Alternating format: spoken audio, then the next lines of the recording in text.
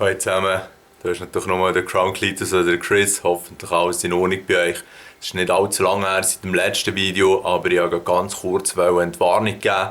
Ich bin gestern, oder besser gesagt heute, bis am Morgen um 2 etwa wach gewesen, was für eine Überraschung. Ich habe noch ein bisschen rumbastelt, rumprobiert und auch ein bisschen gezockt zum Glück und habe es tatsächlich geschafft, dann auch gewisse Games mit dem Windows 8.1 zu meinem Desktop zu laufen. Das funktioniert also toll und ich habe auch ein bisschen herausgefunden, was so Primärprobleme sind. Es führt auch immer mehr Leute an, ihre Games oder Tech-Demos auf das DK2 über zu porten, das heisst mit dem neuen SDK. Und von dem her sind Games oder eben die Sachen, die man ausprobieren kann, sind jetzt pro Tag eigentlich am steigen, weil man liest immer wieder von Leuten, die jetzt ihre DK2 oben kommen und dementsprechend können sie dann eben ihre Demos oder Games updaten. Jetzt, was absolut der Hammer ist, und das habe ich gestern sicher etwa 12 Mal gespielt, das Demo, ist Vanguard V heisst es. Ich tue euch den Link in die Beschreibung. Es ist leider nur ein Rift-Game, also ohne Rift DK1 oder 2 kann man es glaube ich gar nicht spielen. Oder halt einfach nur sehr mühsam.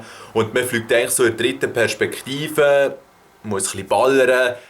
Wirklich das beste Game, das ich jemals jetzt in diesem Oculus Rift gespielt habe, weil ja, sie scheinen doch jetzt so viele Features herausgefunden haben von diesem Virtual Reality, wo es einem dann extrem angenehm macht, das auch zu spielen. Mir ist es nie schlecht geworden gestern, effektiv, egal was ich ausprobiert habe. Und das spricht natürlich schon für das DK2 und eben die neuen Games.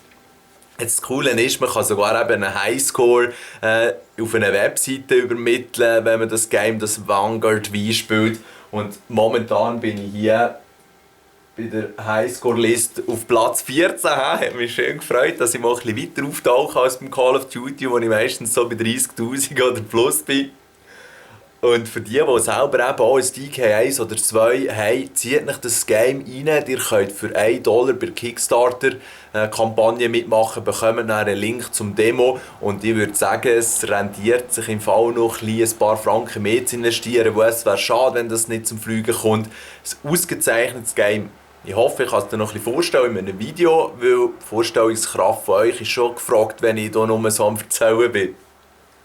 Dann möchte ich noch ganz kurz für die eben vielleicht auch ein bisschen mit dem DK2 umfädeln sind vermutlich nicht ganz so viele Schweizer, aber vielleicht kann ich hier noch einem helfen. Weil die Sache ist die, auf dem Reddit unter Oculus hat der Cymatic Bruce, und ich hoffe, das ist denen, die ein bisschen Virtual Reality interessiert sind, ein Begriff. Er macht ja jeden Sonntag einen Stream, tut die neuesten Sachen ausprobieren und so weiter.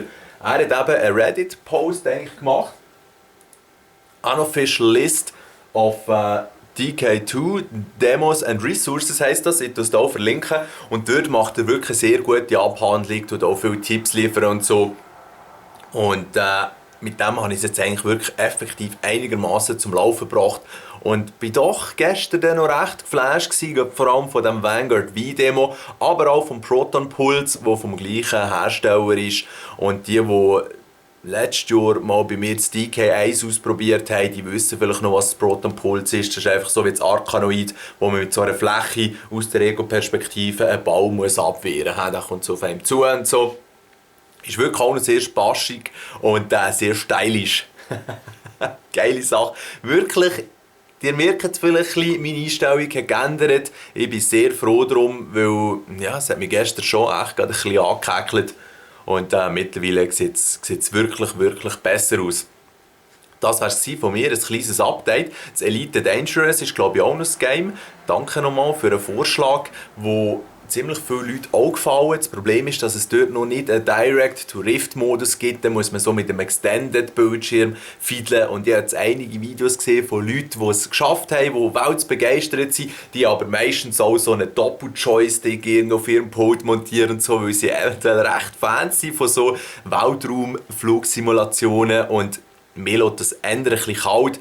Jetzt, das Elite Dangerous, du musst glaube ich $70 zahlen, damit du es mal ausprobieren kannst. Was nicht wirklich ein Problem ist, aber ob jetzt wirklich so viel investieren in ein Game, das mich eigentlich nicht so interessiert, bin ich noch nicht sicher. Es wäre glaube ich schon gut, aber eben, wenn ich es dann am Schluss nicht spiele, we will see. Am Ende des Tages kaufe ich es dann auch gleich. Es gibt also ein Renngame, das ist rausgekommen, das sie hier mit dem Steuerrad probieren. Bin ich sehr gespannt, weil scheint hat ja der Treiber vom DK2 Problem mit dem Logitech-Treiber. Mal schauen, ob ich da gleich auch eine Lösung finde. Sehr viel Gebastel, wirklich sehr viel Gebastel noch, aber man bringt es zum Laufen, wenn man Geduld hat. Und dir, Screech, ich hoffe, du hast das Vanguard V ausprobiert, kann ich es eben schon empfehlen. Vielleicht kannst du sogar in der Rangliste auch mitmachen und dann können wir wirklich battlen. Ja, wenn jemand anderes noch das DK2 hat, geben wir Bescheid. Und auch sonst, wenn ihr Fragen habt oder Inputs oder so, ich freue mich über jeden Kommentar. Herzlichen Dank fürs Feedback auf das erste Video und schönen 1. August. Macht's gut, ciao zusammen.